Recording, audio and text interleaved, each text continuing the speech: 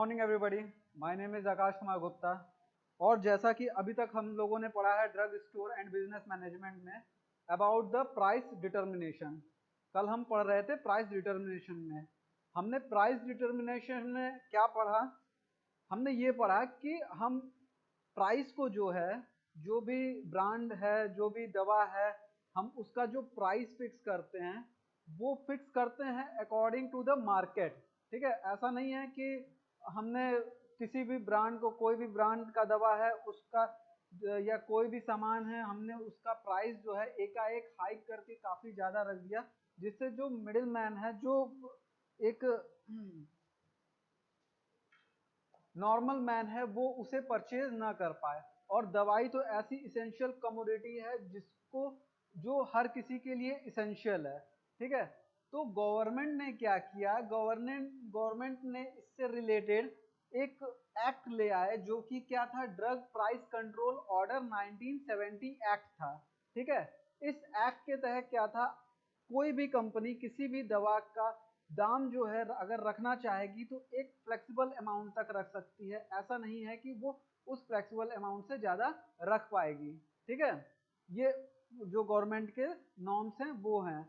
अगर उसे कुछ चेंजेस करने भी हैं तो वो गवर्नमेंट के ऑर्डर के बाद ही, या गवर्नमेंट अगर उसमें कुछ चेंज करना चाहती है उस दवा में, उसके प्राइस से रिलेटेड, तभी वो उसका दाम बढ़ा सकती है फर्दर। ठीक है, फिर मैंने आपको बताया था कैलकुलेशन के बारे में कि कैलकुलेशन हम किस तरह से करते हैं उसका। तो कैलकुलेशन भी मैंने बताया था, उसको मैं एक बार फिर से डिस्क्राइब कर देता हूं।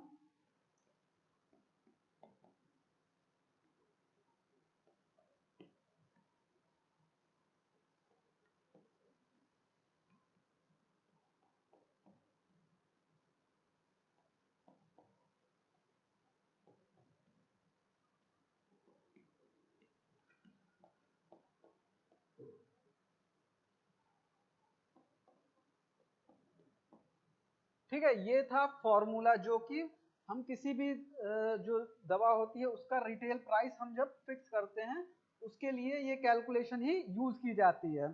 ठीक है, इसमें आरपी का मतलब मैंने कल इसके बारे में पूरा डिस्क्राइब करके बताया भी था, आज मैं इसे शॉर्ट में बता देता हूँ। ठीक है, आरपी का मतलब हो गया रिटेल प्राइस। रिटेल प्राइस जो कि हम फिक्स करेंगे आफ्टर द कैलकुलेशन। एमसी का मतलब हो गया मटेरियल कॉस्ट। मटेरियल कॉस्ट मतलब कि जो हम दवा यूज कर रहे हैं, जो ड्रग उसमें यूज कर रहे हैं, ठीक है, और साथ में जो उसके साथ फार्मास्यूटिकल एड यूज कर रहे हैं उस दवा को बनाने में, उस टैबलेट को प्रिपेयर करने में, उस कैप्सूल को प्रिपेयर करने में, ठीक है, संग्रहित करके, तो ये टोटल हो गया मटेरियल कॉस्ट में आ गया। उसके बाद सीसी। सीसी जो क्या होता है?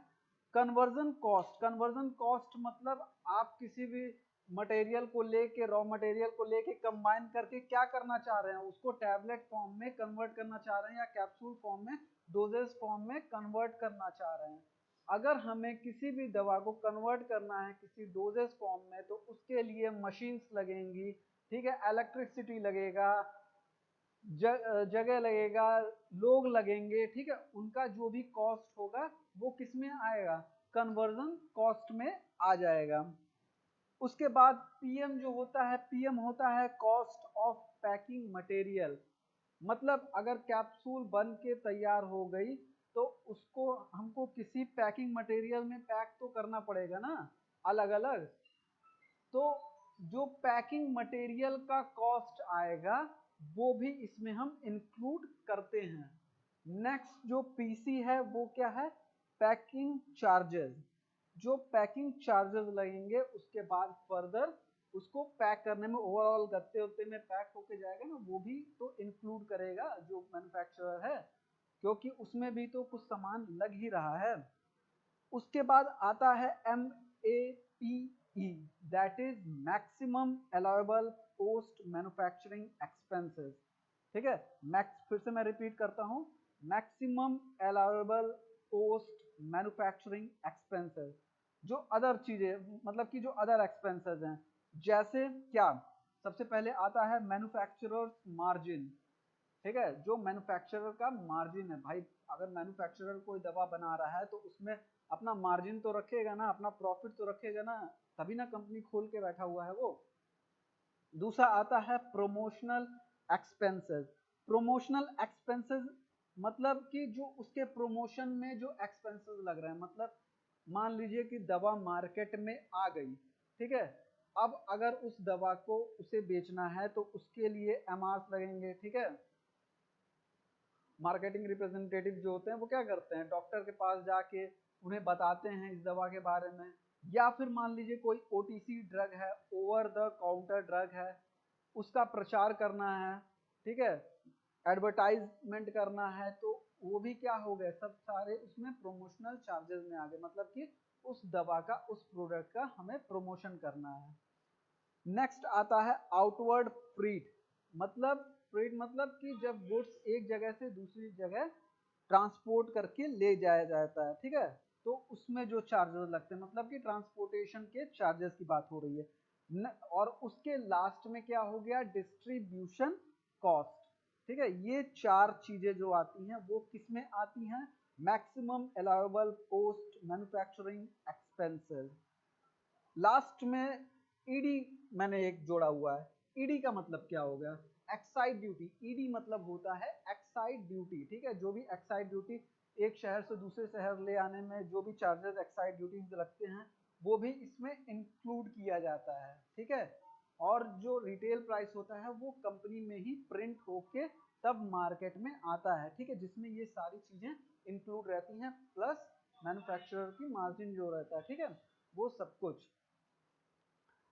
The retail price should be marked on the label of each container with the words retail price जो है हमेशा मार्क होना चाहिए जो कंटेनर होता है उस पर, ठीक है, प्रॉपरली लेबल्ड होके, और साथ में उसके कुछ वर्ड्स इंक्लूड होने चाहिए जो कि मैंने कल बताया भी था। वो क्या था, वो ये था कि retail price not to exceed, ठीक है, रिटेल प्राइस जो है वो इससे ज्यादा एक्सीड नहीं होना चाहिए, लोकल टैक्सेस एक्स्ट्रा, ठीक है। ये चीजें जो हैं वो पूरी तरह से उस दवा के कंटेनर पे, प्रॉपरली लेबल्ड कंटेनर पे मार्क होनी चाहिए। नेक्स्ट, अब आज हम क्या पढ़ने वाले हैं, टाइप्स ऑफ प्राइसेस, ठीक है।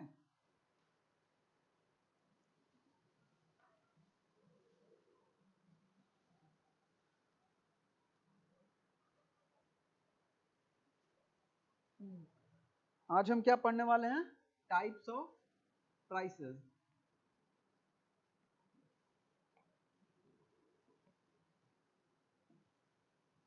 इसमें सबसे पहला आता है फर्म प्राइसेस,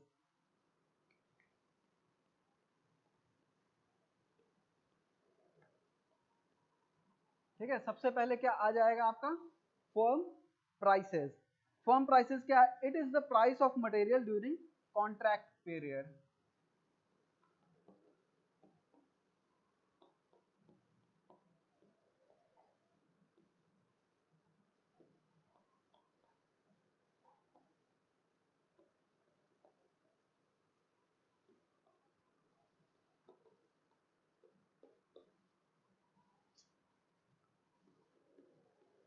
ठीक है। कॉन्ट्रैक्ट पीरियड के दौरान जो भी प्राइस लगाई जाएगी फर्म के द्वारा वही क्या कहलाता है, फर्म प्राइसेस कहलाता है। दूसरा क्या है, प्राइस इन फोर्स,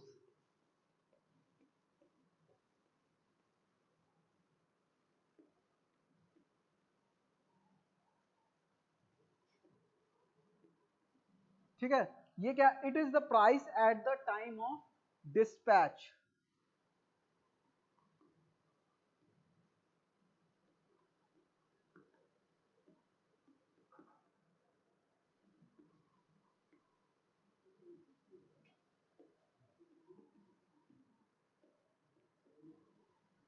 ठीक है।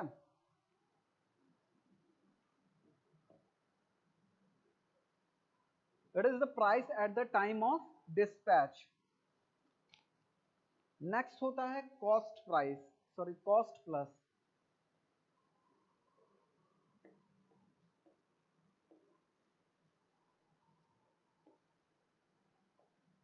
ये क्या होता है, the supplier is allowed to have some percent margin over the price,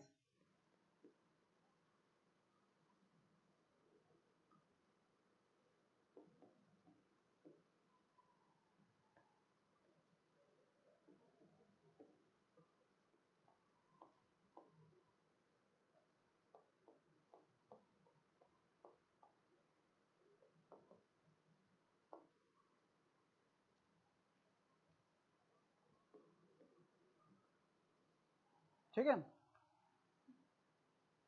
और लास्ट क्या होता है, गारंटीड मैक्सिमम प्राइस।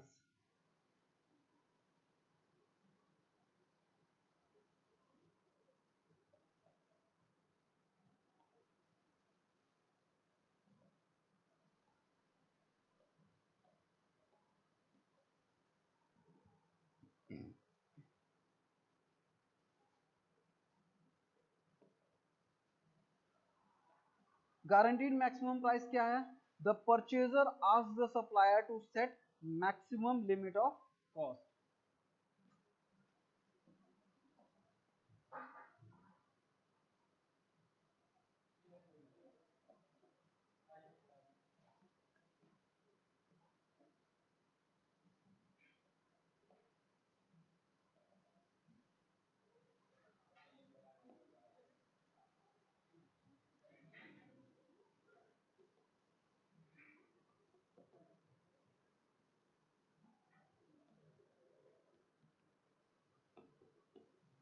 ठीक है, ये कुछ टाइप्स हो गए प्राइसेस के जो कि इंक्लूड किए जाते हैं। ठीक है,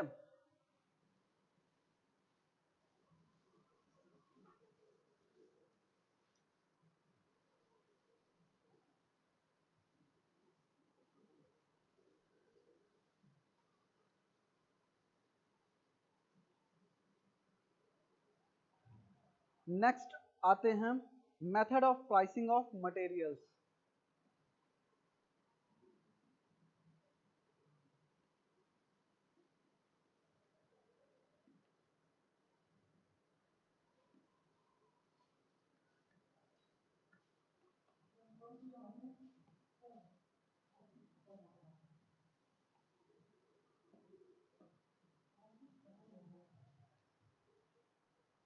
पहला है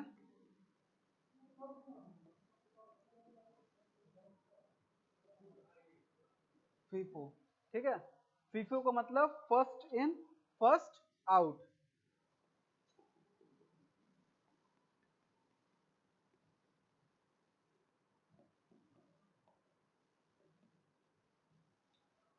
ठीक है, first in first out method.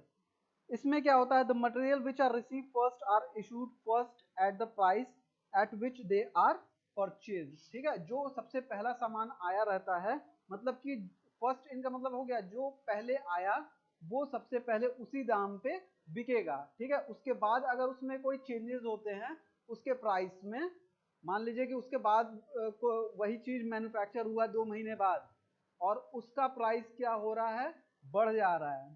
ठीक है, या फिर उस पर कंपनी ने कुछ डिस्काउंट कर दिया, उसका दाम जो है घट जा रहा है। तो ऐसा नहीं है कि हम उस पे बढ़ा के दाम बताएंगे या फिर उसका दाम घटा के बताएंगे। जो जिस हिसाब से पहले आया है वो उसी हिसाब से, मतलब कि जिस अमाउंट पे वो परचेज हुआ है उसी अमाउंट पे वो दवा बिकेगी। ठीक है,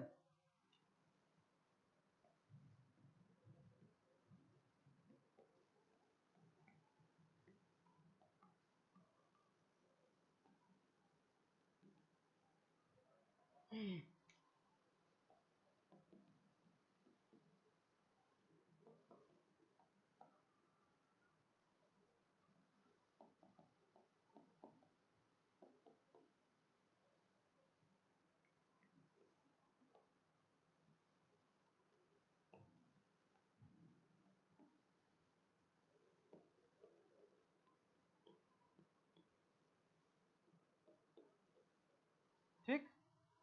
दूसरा पॉइंट क्या आता है फीफो में, दूसरा पॉइंट आता है change in cost price lot wise will not affect the sale. ठीक है, मतलब कि लॉट वाइज भी अगर हम उस सामान को बेचते हैं तो उसमें कोई भी चेंजेस नहीं आने वाले हैं। ठीक है, जो कॉस्ट प्राइस है वो जैसा है वैसा ही परमानेंट रहेगा। ठीक है, change in cost price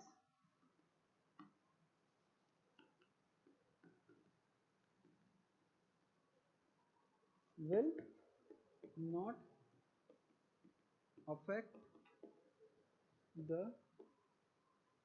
sale। ठीक है, change in cost price lot wise will not affect the sale. अगर हम FIFO मेथड से चलते हैं तो this method is use for the products with stable prices and less frequency of purchases and sale. ठीक है, हम ये मेथड किन प्रोडक्ट्स के लिए यूज करते हैं? ऐसे प्रोडक्ट्स के लिए जिनकी प्राइसेस स्टेबल रहती हैं। ठीक है, प्रोडक्ट्स विथ स्टेबल प्राइसेस, ठीक है, उनके लिए हम मोस्टली FIFO मेथड यूज करते हैं। और किन प्रोडक्ट के लिए यूज करते हैं? जिनकी जो परचेज है वो लेस फ्रीक्वेंट है, मतलब कि हम उसे बहुत ज्यादा परचेज नहीं करते हैं।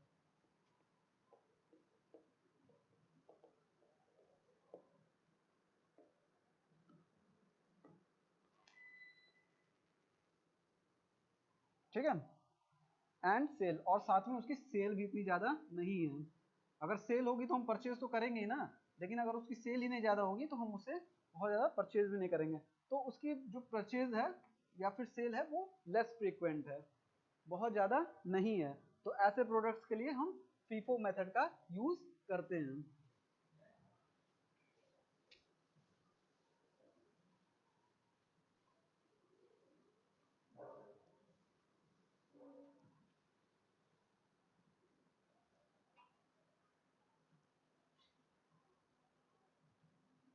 नेक्स्ट जो सेकंड मेथड आता है वो आता है LIFO method.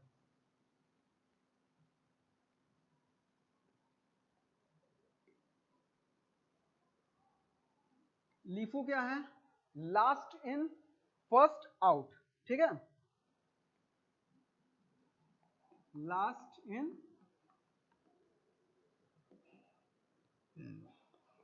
First out method. इस मेथड में क्या होता है?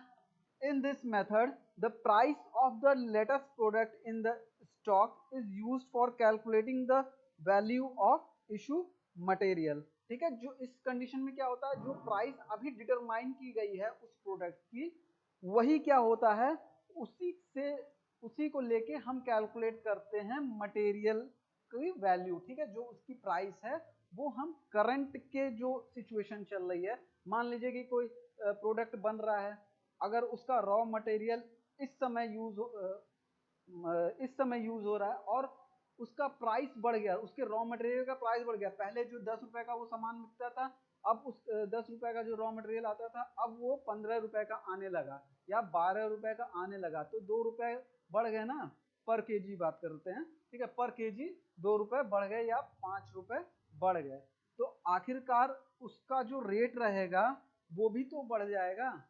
तो कहने का मतलब यही है कि जो करंट की सिचुएशन चल रही है उस मेडिसिन की, चाहे उस प्रोडक्ट की, हम उसके हिसाब से उसका वैल्यू डिटरमाइन करते हैं। ठीक है, करंट के हिसाब से।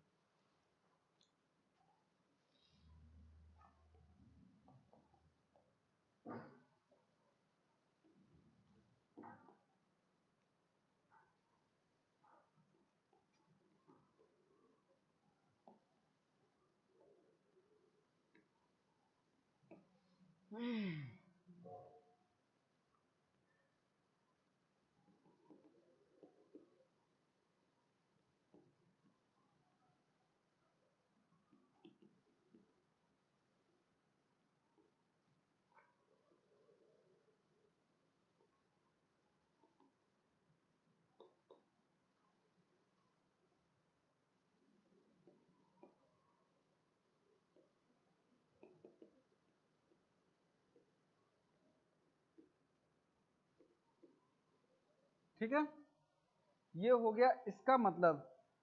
किस लिए यूज करते हैं हम? It is use for the product whose prices are changed very commonly, मतलब कि जिनकी प्राइसेस नॉर्मली लगातार चेंज होती ही रहती हैं।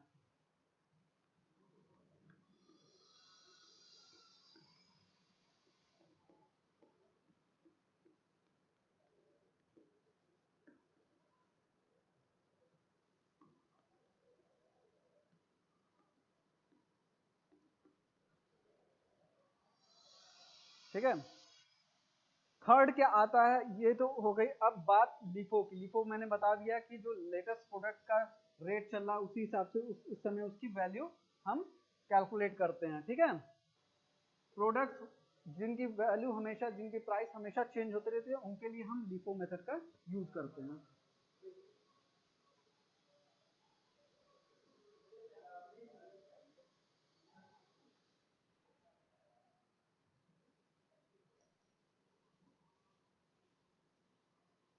ठीक है, ये हो गया LIFO method.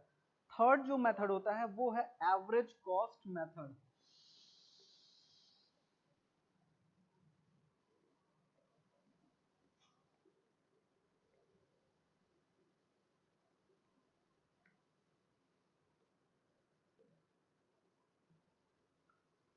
Average cost method, आइए देखते हैं इस मेथड में क्या होता है। Average price is calculated on the basis of various prices of the material. ठीक है, जो जो मटेरियल का प्राइस है, ठीक है, जो मटेरियल का डिफरेंट डिफरेंट प्राइस है, उसको लेके हम एक एवरेज प्राइस सामान का निर्धारित कर लेते हैं। ठीक है,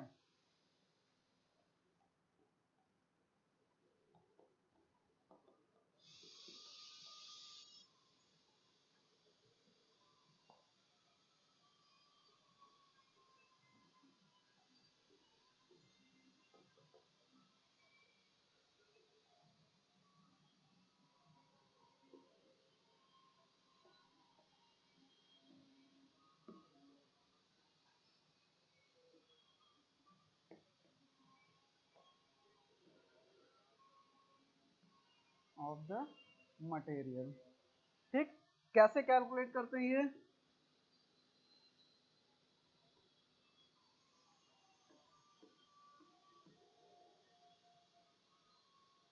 average price is equal to total value upon number of items.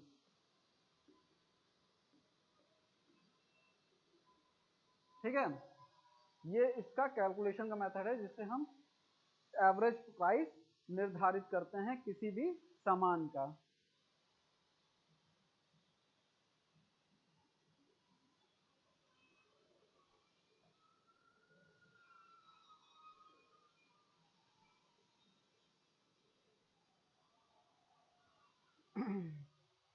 Fourth कौन सा मेथड है? Replacement price method.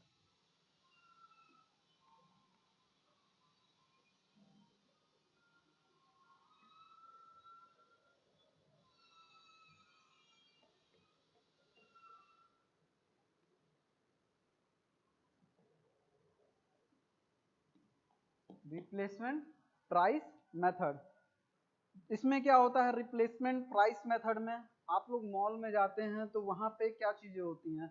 वहां पे आप देखते हैं कि हमेशा जो प्राइस है वो जो किसी भी सामान का प्राइस है वो हमेशा चेंज होता रहता है। ठीक है, तो रिप्लेसमेंट प्राइस मेथड में यही चीज होता है कि डे बाय डे हम उसका जो प्राइस है वो निर्धारित करते रहते हैं। जैसे सोना है, सोने का रेट आज कुछ और है, कल कुछ और है। ठीक है, चांदी है, चांदी का रेट आज कुछ और है, कल कुछ और हो जाएगा। तो इसमें हम कौन सा मेथड यूज करते हैं? रिप्लेसमेंट प्राइस मेथड, मतलब कि डे बाय डे हम उसका प्राइस चेंज करते रहते हैं।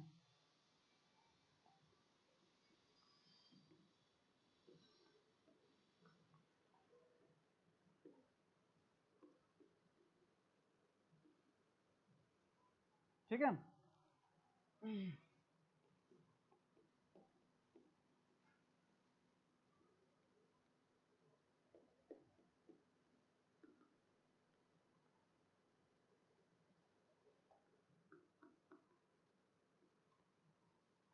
the current price are considered।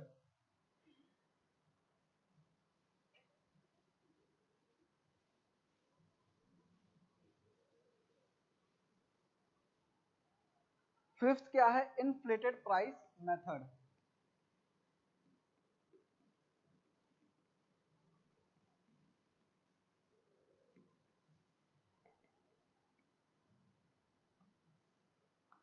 ठीक है, फिफ्थ क्या है? Inflated price method. In this method, the wastage is added for the price calculation।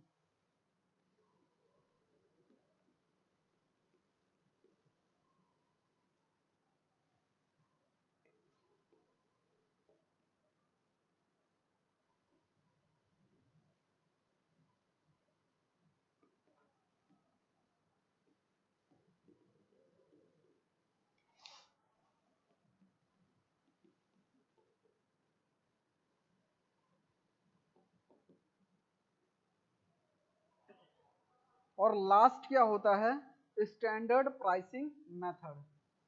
ये ज्यादातर यूज नहीं होता है इंफ्लेटेड प्राइस मेथड, लेकिन जान लीजिए आप लोग, स्टैंडर्ड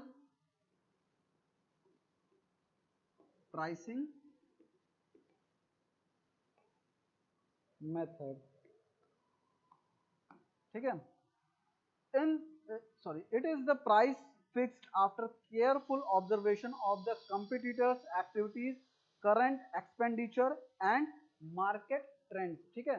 जो दाम रखा जाता है वो किसके हिसाब से, किसको देखते हुए रखा जाता है, कॉम्पिटिटर्स को देखते हुए रखा जाता है, जो उसका एक्सपेंडिचर करंट का चल रहा है उसको देखते हुए रखा जाता है, और मार्केट में क्या ट्रेंड चल रहा है, ठीक है, उसको देखते हुए प्राइस को रखा जाता है। इसी को हम क्या कहते हैं, स्टैंडर्ड प्राइसिंग मेथड कहते हैं।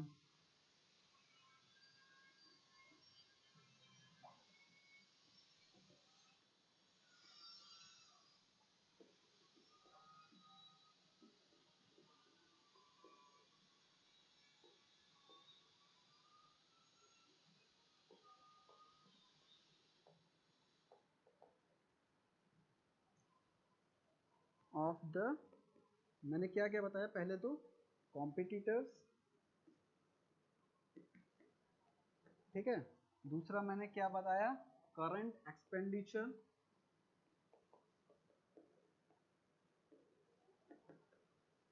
तीसरा मैंने क्या बताया आपको, मार्केट ट्रेंड्स, मार्केट ट्रेंड्स, ठीक है। कॉम्पिटिटर्स के हिसाब से भी प्राइस डिटरमाइन करना जरूरी है, क्योंकि अगर हम सस्ता नहीं देंगे, कॉम्पिटिटर्स से रिलेटेड जो भी प्राइस है वो नहीं रखेंगे, तो क्या हो सकता है, हमारा जो सामान है वो प्राइस, जो उस प्राइस पे वो सामान न बिक पाए। करंट एक्सपेंडिचर के हिसाब से भी देखना पड़ता है, और मार्केट में इस समय क्या ट्रेंड चल रहा है।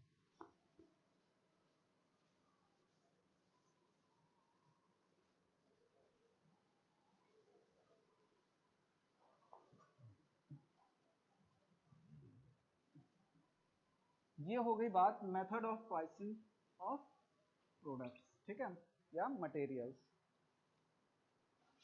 नेक्स्ट आते हैं,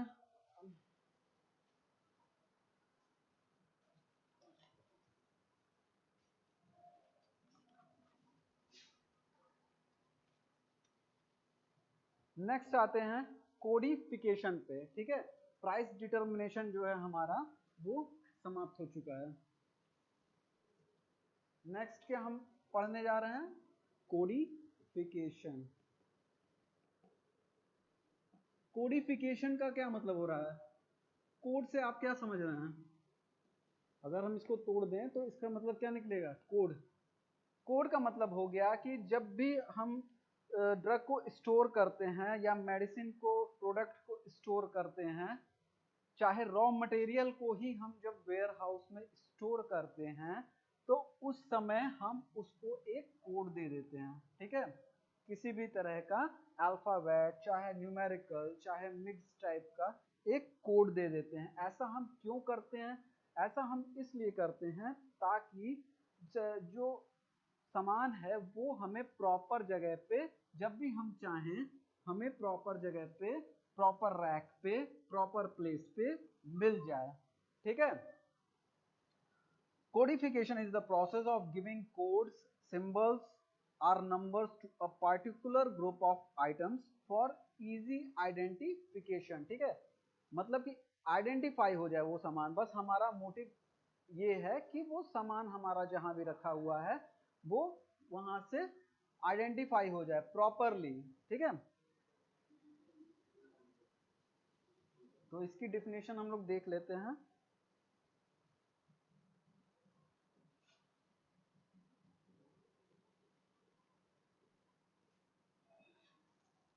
डेफिनेशन क्या है इसकी, codification is the process of giving codes,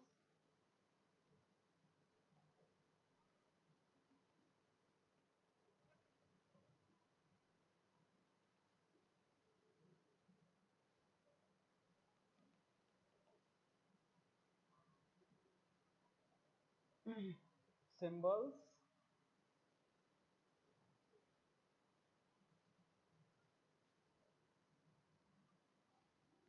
or numbers to a particular group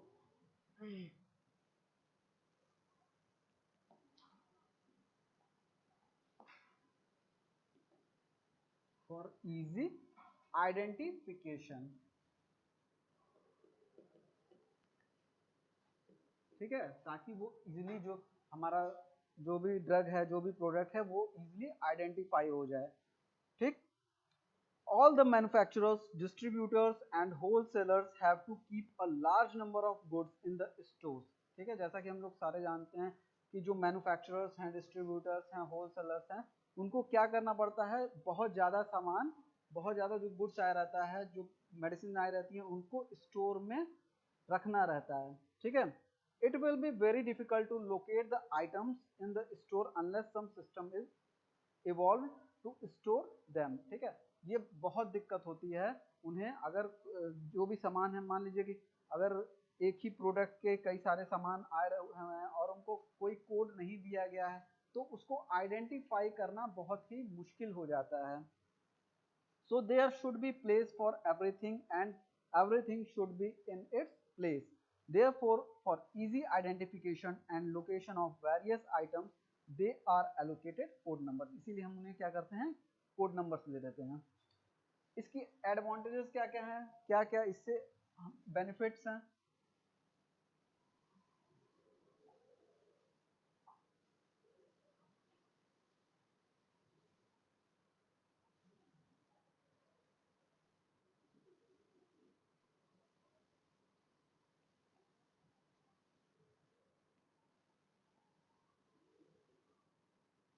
इसके एडवांटेजेस है, it helps in quick identification of items.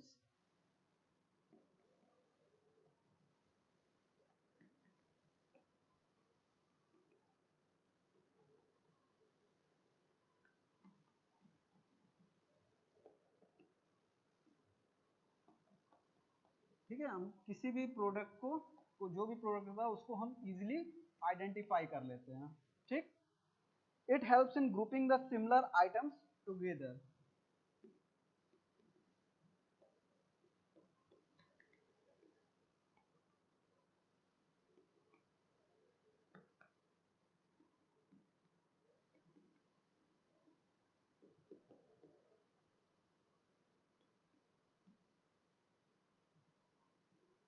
ठीक है, मतलब कि जो भी सिमिलर आइटम्स रहेंगे, मान लीजिए कि मल्टीविटामिन्स हैं, मल्टीविटामिन्स को हमको एक जगह एक रैक में रखना है, तो हम उनको उसके हिसाब से कोई भी कोड दे देंगे। ठीक है, एमवी करके, मान लीजिए कि एमवी फॉर मल्टीविटामिन्स हम कोड दे देते हैं, तो हम क्या करेंगे, उसको सबको एमवी करके, ठीक है, सॉरी, एमवी करके, और जो भी उसके आगे सब कोड है, ये तो हो गया मेन कोड, और उसके आगे जो भी सब कोड है वो लगा के, जैसे कि 01 हम किसी स्पेसिफिक उसके लिए दे देते हैं, MV02 दूसरे मल्टीविटामिन के लिए दे देते हैं, तो इस तरह से हम कोड दे देते हैं उन्हें।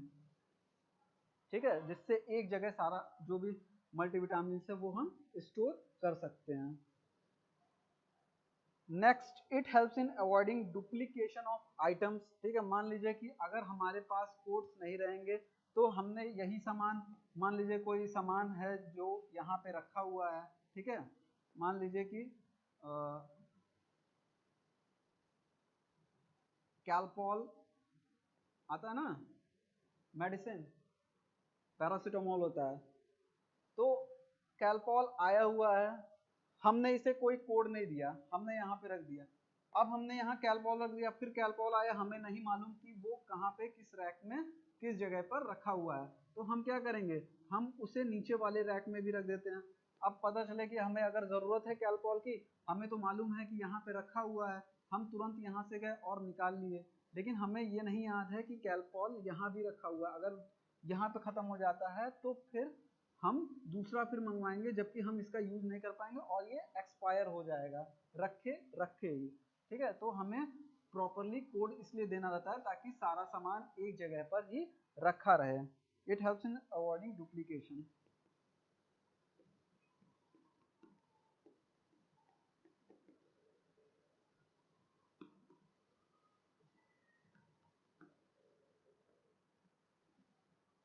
ठीक है।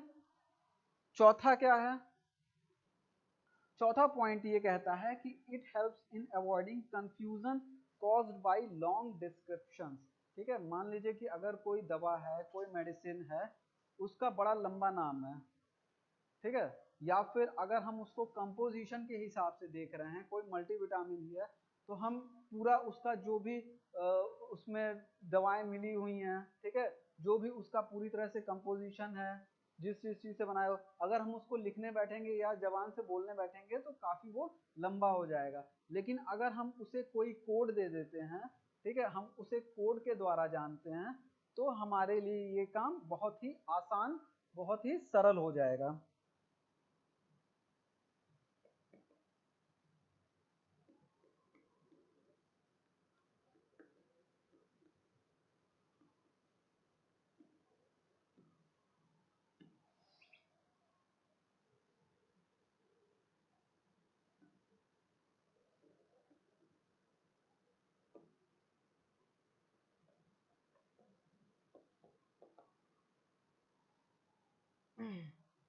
ठीक है, जो लॉन्ग डिस्क्रिप्शंस हैं, सॉरी, जो लॉन्ग डिस्क्रिप्शंस हैं उनसे हम बच जाते हैं।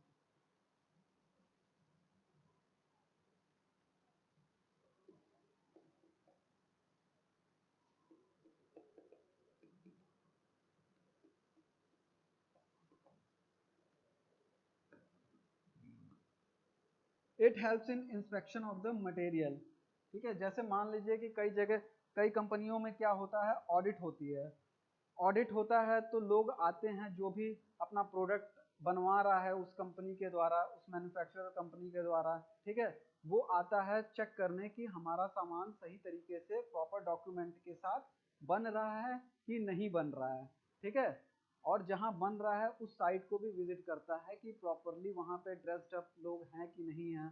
ठीक है, जो भी रूल्स हैं, रेगुलेशन हैं related to safety, related to sanitization, वो सब वहाँ फॉलो हो रहा है कि नहीं हो रहा है। तो आते हैं ऑडिट करने, तो वो ये भी देखते हैं कि हमारी दवाएं कहाँ पे सही तरीके से सही जगह पर रखी हुई हैं कि नहीं रखी हुई हैं। ऐसा तो नहीं सारा सब कुछ मर्ज करके रखा हुआ है। तो उसके लिए क्या करते हैं, मतलब कि कोड अगर हमारे पास रहेगा तो हमें इंस्पेक्शन करने में भी आसानी होगी, या इंस्पेक्शन करवाने में भी आराम रहेगा कि हमारी आपकी दवा यहाँ पर रखी हुई है प्रॉपरली। उन्हें अगर कोई सैंपल भी लेना रहेगा तो वो हम आराम से उन्हें उस बैच का, ठीक है, बैचेस बनती ना अलग अलग, तो उस बैच का सैंपल हम आराम से उन्हें प्रोवाइड करा सकते हैं। सिक्स आता है, it helps in physical counting. Physical counting, क्योंकि भाई हमने कितनी दवाएं बनाई, ठीक है, ये हमें मालूम होना चाहिए। तो फिजिकल काउंटिंग में भी क्या होता है, ये चीजें हेल्प करती हैं फिजिकल काउंटिंग में। ठीक है, फिजिकल काउंटिंग में भी ये चीजें हेल्प करती हैं, हमें गणना करने में दिक्कत नहीं आती है। It helps in computerization of stores record. ठीक है, हम उसे आराम से, जो भी उसका रिकॉर्ड है, हम उसे आराम से कंप्यूटराइज्ड वे में, ठीक है, लिस्ट वाइज एक्सेल में, चाहे जो भी सॉफ्टवेयर उस कंपनी में यूज किया जा रहा है, उसमें हम आराम से कंप्यूटराइज्ड वे में उसको हम रख सकते हैं। ठीक है, और हमें जब भी रिक्वायरमेंट होगी हम उसे उस सॉफ्टवेयर के थ्रू देख सकते हैं। ठीक है,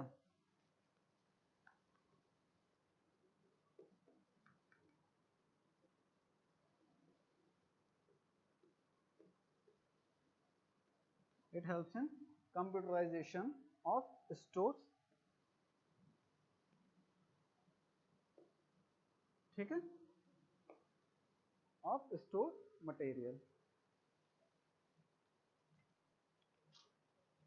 ये हो गए सारे के सारे इसके एडवांटेजेस। ठीक है, अब हम देखेंगे मेथड ऑफ कोडिफिकेशन।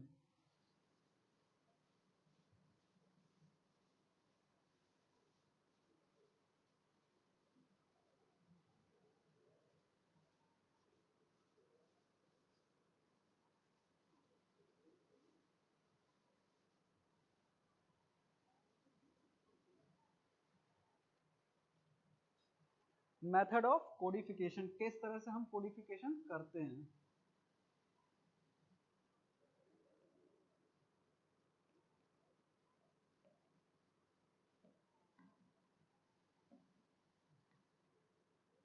ठीक है, सबसे पहले इसमें आता है अल्फाबेटिकल मेथड।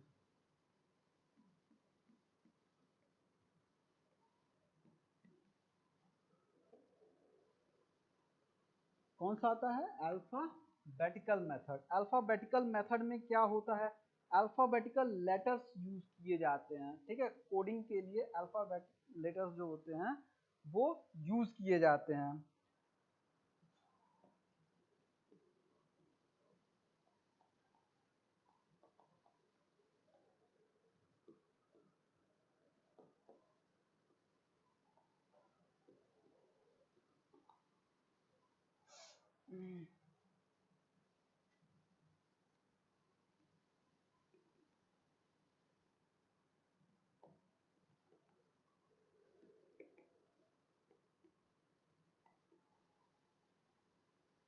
ठीक है, अल्फाबेटिकल लेटर्स क्या का यूज किया जाता है for the identification of products. इसी को हम साथ में क्या कहते हैं, लेटर कोड सिस्टम भी कहते हैं। ठीक है, और क्या कहते हैं हम इसको, लेटर कोड सिस्टम। ठीक है, the first alphabet of each name of the material is the starting point of codification and subsequently sub alphabets are also used। ठीक है, जो फर्स्ट लेटर होता है उस ब्रांड नेम का वो हम किस में यूज करते हैं, फॉर द कोडिंग, और साथ में उसके हम सब कोड भी लगाते जाते हैं जो भी उसका नेचर है। ठीक है, जो भी उस प्रोडक्ट का नेचर है हम उसको सब कोड के रूप में यूज करते हैं, और जो उस ब्रांड का पहला नेम है हम उसको यूज करते हैं कोड के रूप में। जैसे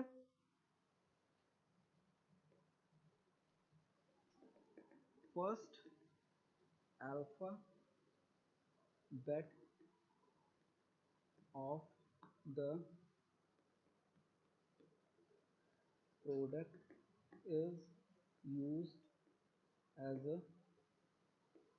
कोड।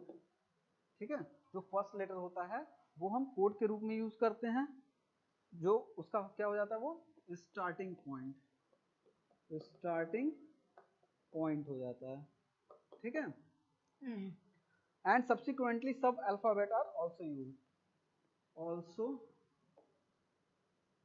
सब अल्फाबेट्स आर यूज्ड। ठीक है, जैसे एग्जांपल भी देख लेते हैं इसका। For tablet code T is used.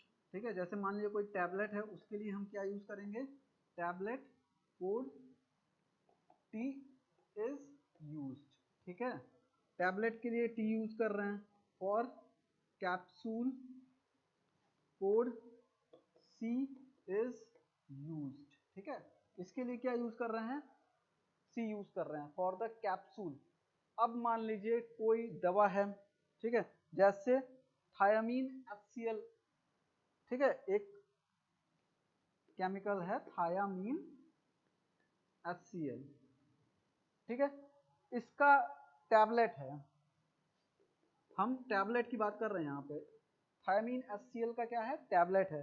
इसके लिए हम क्या कोड यूज कर रहे हैं, हम इसके लिए यूज करेंगे, इसको हम थोड़ा सा मिटा देते हैं ताकि साफ क्लियर रहे सब कुछ।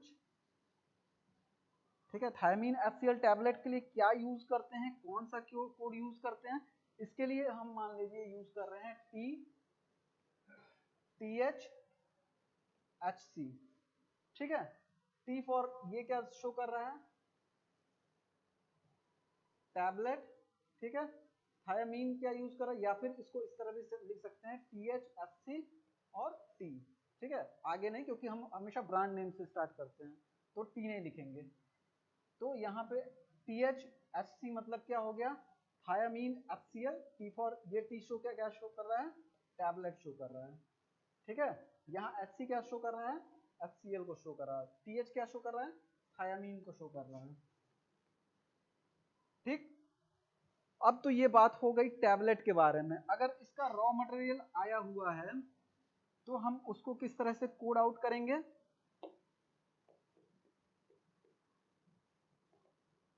थैमीन HCl का रॉ मटेरियल आया हुआ है, इसको हम किस तरह से करेंगे? THSC से, ठीक है। इसको नॉर्मल हम किससे करेंगे? THSC। इसको हमने किस तरह से किया? THSCT, ठीक है। T फॉर टैबलेट था, इसको हमने किस तरह किया? THSC, प्रॉपर सिंपल में। अब इसकी लिमिटेशन की बात कर लेते हैं, ठीक है। लिमिटेशन क्या है इसकी? क्यों हम अल्फाबेट मेथड यूज नहीं करते हैं? हम अल्फाबेट मेथड यूज नहीं करते हैं क्योंकि सेम नाम के दो प्रोडक्ट भी हो सकते हैं, ठीक है। तो दोनों में मिसमैच हो जाएगा, जिससे पहचानने में दिक्कत होगी, ठीक है। और खास कर ये लार्ज स्केल ऑर्गेनाइजेशन के लिए तो बिल्कुल भी नहीं है, ठीक। अब आते हैं दूसरा न्यूमेरिकल मेथड पे। ये तो पहला था अल्फाबेट मेथड, दूसरा क्या है? न्यूमेरिकल मेथड, ठीक है। न्यूमेरिकल मेथड में क्या कहता है? इसको हम साइंटिफिक मेथड ऑफ कोडिफिकेशन भी कहते हैं।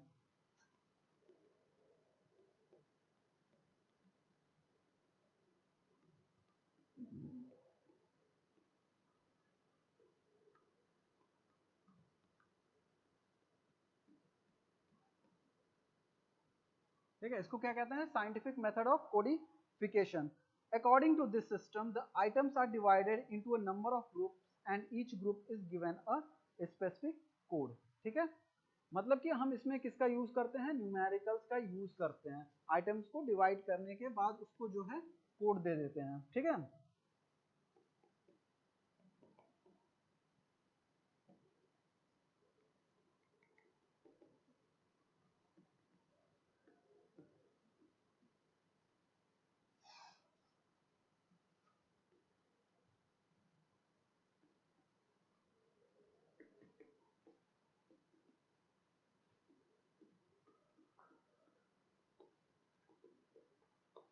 ठीक, स्पेसिफिक कोड देते हैं इन न्यूमरल्स फॉर्म, ठीक है। मतलब कि जो हमारे न्यूमेरिक होते हैं 1 2 3 4 5 6 जो भी न्यूमरल्स होते हैं हम उसका यूज करते हैं। उसके बाद further sub grouping is done on the basis of classification of items falling in any group according to its shape, size, weight या फंक्शन के हिसाब से, ठीक है। नंबर तो हमने दे दिया उसको, किसके हिसाब से? अकॉर्डिंग टू द ग्रुप जिससे वो बिलोंग कर रहा है। और जो सब ग्रुप है, जो सब ग्रुप का नंबर देंगे हम उसको, उसमें हम किस हिसाब से उसको नंबर देंगे? According to its shape, according to its weight, according to its size, according to its function, ठीक है। इसके हिसाब से हम उसको नंबर दे सकते हैं।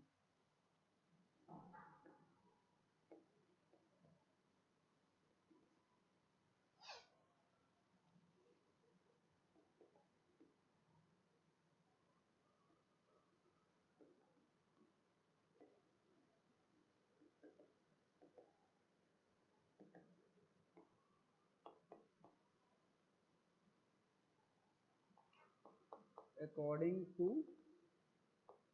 क्या क्या मैंने बताया? मैंने बताया अकॉर्डिंग टू इट्स वेट, ठीक है, according to its size, according to its shape, ठीक है, अकॉर्डिंग टू इट्स फंक्शन, ठीक है। ये इतनी चीजें होती हैं, weight, size, shape and function.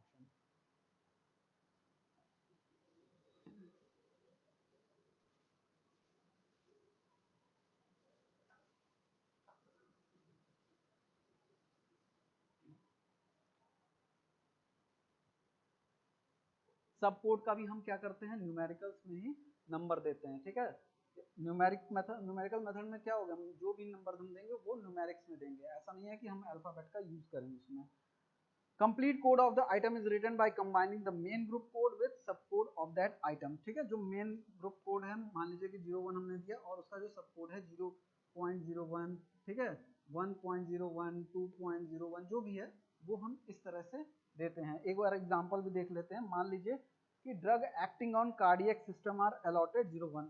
कोई भी जो भी ड्रग्स हैं, जो भी मेडिसिन हैं, ठीक है, जो एक्ट कर रहे हैं किस पे, कार्डियक सिस्टम पे, ठीक है, हार्ट पे, जो भी हार्ट पे एक्ट कर रहे हैं, हम उनको क्या नंबर दे दिए हैं, मेन जो नंबर है, जो मेन नंबर है हमने उसको क्या दे दिया, 0-1 दे दिया, ठीक है।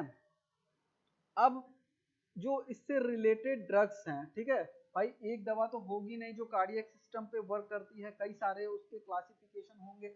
जैसे मान लीजिए कि इसमें कई सारे ड्रग्स आते हैं, एटेनोलॉल आता है, ठीक है, रैमिप्रिल आता है, ठीक है, निफेडिपाइन आता है, ठीक है। ये सब कुछ जो ड्रग्स हैं जो हार्ट पे काम करते हैं, तो उसको हम क्या कोड दे देते हैं, 0.1 दे दिया। मान लीजिए एटेनॉल को 0.1 दे दिया, रैमिप्रिल को 0.2 दे दिया, निफेडाइन को 0.3 दे दिया, ठीक है। दोनों को कंबाइन करने के बाद जो रिजल्ट आएगा वो आएगा 0.1, ठीक है, 0.1.2, ठीक है, 0.1.3। ये किसको डिनोट कर रहा है, ये एटेनॉल को डिनोट कर रहा है, ठीक है। ये किसको डिनोट कर रहा है, एटेनॉल को। ये किसको डिनोट कर रहा है, रैमिप्रिल को। ये किसको डिनोट कर रहा है, निफेडाइन को। जिसमें से ये तो एटेनॉल को कर रहा है, लेकिन 1 जो है ये दिखा रहा है कि ये कार्डियक सिस्टम में यूज होता है, ठीक है।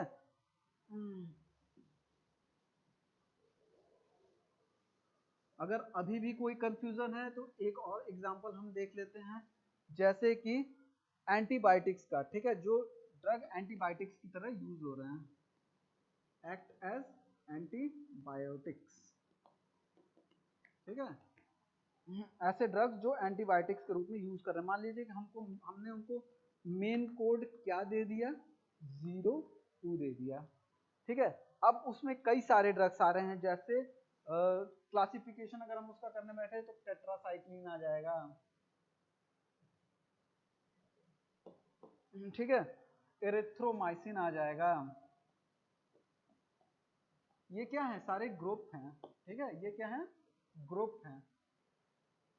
अब इनको हम अलग अलग कोड दे देते हैं। मान लीजिए टेट्रासाइक्लिन को 0.1 दे दिए, एरिथ्रोमाइसिन को 0.2 दे दिए, कोई और भी है उसको हमने 0.3 दे दिया, ठीक है। तो यहाँ पे क्या हो जाएगा, 0.2.1, 0.2.2, 0.2.3, मतलब कि दो किसको डिनोट कर रहा है, मेन कोड को, मतलब कि एंटीबायोटिक को डिनोट कर रहा है, ठीक है। ये किसको डिनोट कर रहा है, एंटीबायोटिक को डिनोट कर रहा है। और 0.1 किसको डिनोट कर रहा है, टेट्रासाइक्लिन को डिनोट कर रहा है, ठीक है। इस तरह से हम कोडिंग करते हैं।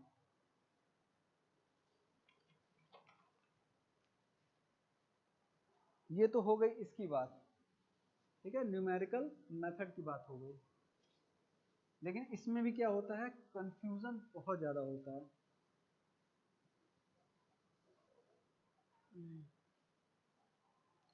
ठीक, थर्ड क्या आता है आपका, अल्फा न्यूमेरिकल कोडिफिकेशन।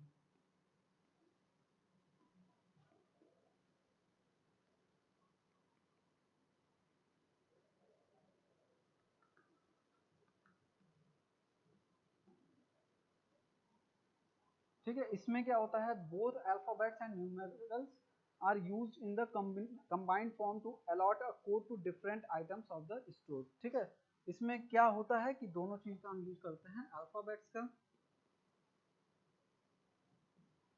और साथ में न्यूमरल्स का, ठीक है। This method is used where store items are quite large. कहाँ यूज होता है, जहाँ पे जो स्टोर आइटम्स होते हैं, मतलब कि स्टोर में जो आइटम्स रखे रहते हैं, प्रोडक्ट्स रखे रहते हैं, वो बहुत लार्ज क्वांटिटी में होते हैं, ठीक है, और लार्ज इन क्वांटिटी, ठीक, क्योंकि वहां पे कंफ्यूजन भी बहुत ज्यादा होगा। जैसे एग्जाम्पल भी देख लेते हैं इसका। फॉर एग्जाम्पल, सबसे पहले रेस्पिरेटरी सिस्टम के लिए हम क्या देते हैं, RS नंबर देते हैं, ठीक है। रेस्पिरेटरी सिस्टम में जो भी ड्रग्स यूज हो रहे हैं, जो भी दवाएं यूज हो रही हैं, ठीक है, उनके लिए हम क्या दे देते हैं नाम, RS दे दिया।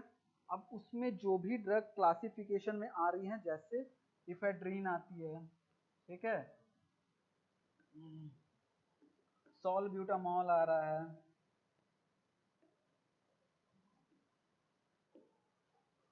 थियोफाइलिन आ रहा है,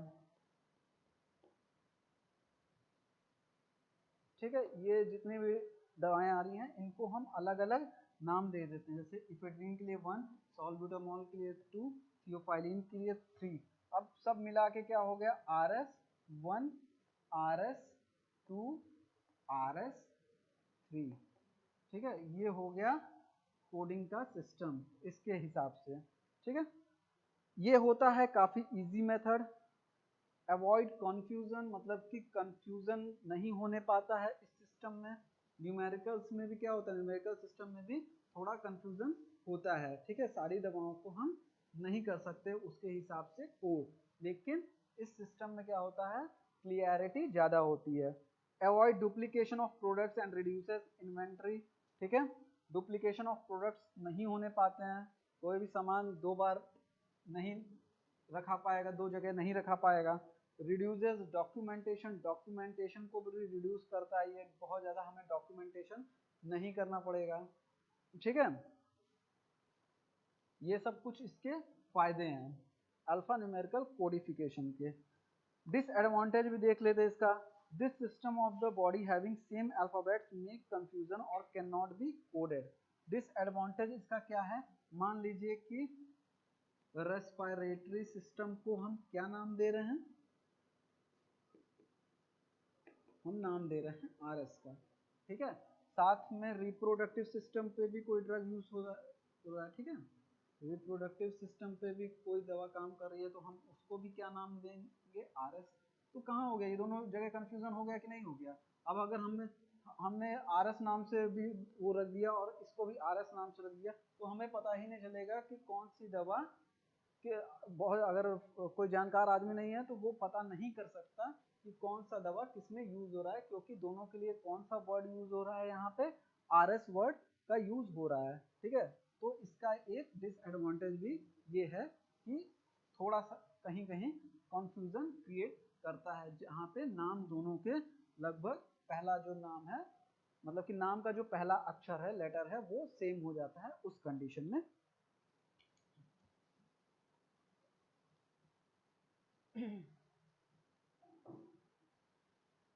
आज हम लोगों ने इतना सब कुछ पढ़ा अबाउट द कोडिफिकेशन, लेकिन अभी भी इसमें लास्ट एक पॉइंट है लोकेशन कोडिंग का, ठीक है। इसमें लास्ट अभी एक पॉइंट बच रहा है लोकेशन कोडिंग का, जो कि हम कल प्रॉपर तरीके से पढ़ेंगे।